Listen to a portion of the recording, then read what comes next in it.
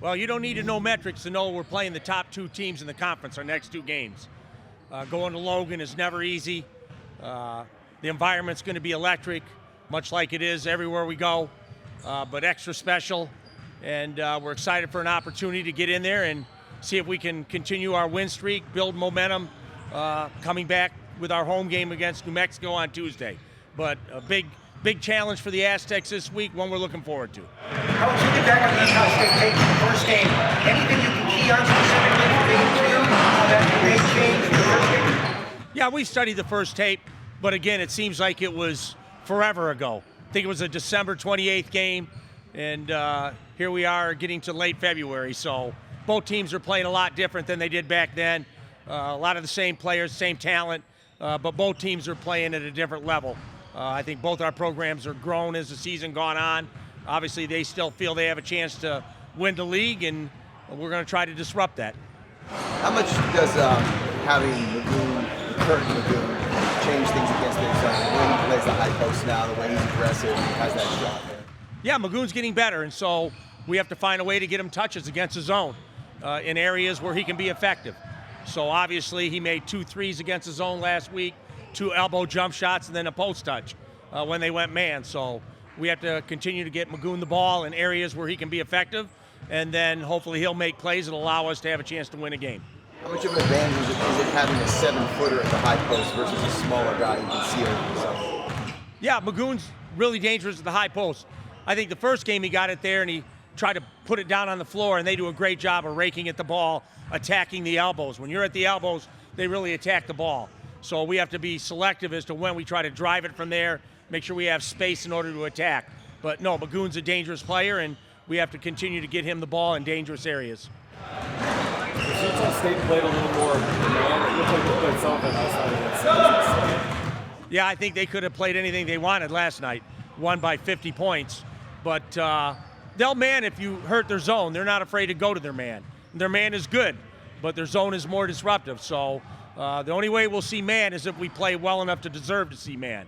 So we have to find ways to attack the zone where they feel they're better served to play us man. Well, trying to compare the atmosphere there at Utah State to the show. Both student sections are dynamic. They seem to be a little bit more organized with their thoughts and chants. Both student sections are electric and enjoy the games and bring great energy to the games. So I'm sure they'll make it personal on a few things, a few guys. Hopefully that won't be directed toward me, but you never know. What's the difference as a coach when you have a team? Obviously, you want to win every game, but when you have a team that's preparing for a team that beat them, and you're going to have that 3 times the next 4 games, you're going to play teams that beat you. How different is it as a coach when you look at the players and how they prepare? You know, I'm less worried about games we have coming up because we know their importance. It's the Fresno, the trap games, where you come off a really good performance against a team with a bad record. You're afraid you won't get your team's full attention. But down the stretch with 5 games left, we know the importance of every one. We should be locked in and playing at our absolute best in order to win these games. Is it different when players are coming off a loss against that team? Are they just a little bit more focused, a little bit more edge to them? You would think so, but you don't want them overly emotional about it. Do your job, do it at a high level, have a next play mentality when things don't go well. That's just the maturity of a good team.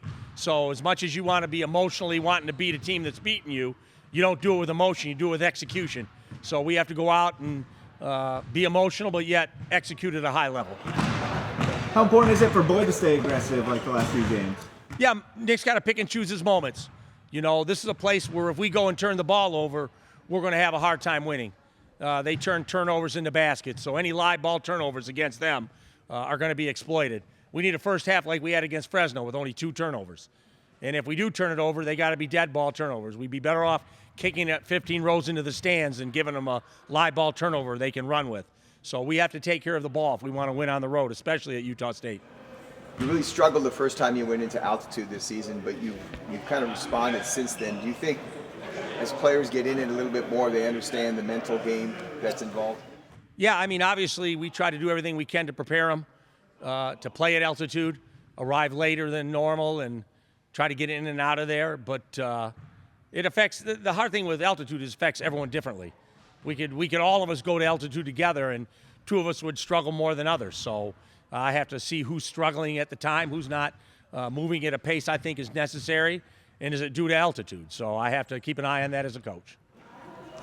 To identify that, like right off the bat in game, like is that something that's top of mind for you?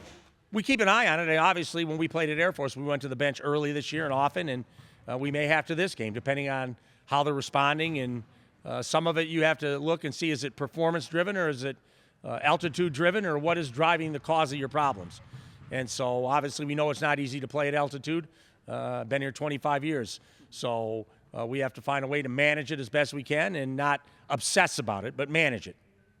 Do you have specific plays, drawn up against specifically for Utah State zone? Yeah, well, we're going to put a few new things in. We put a few things in for Fresno, but not try to reinvent everything. We've got good offense, and after watching the first game, I know what plays I liked and what I didn't like, and so we won't repeat the plays that didn't work for us. We'll go to ones that we had some success with and then add a few things that might cause them some problems.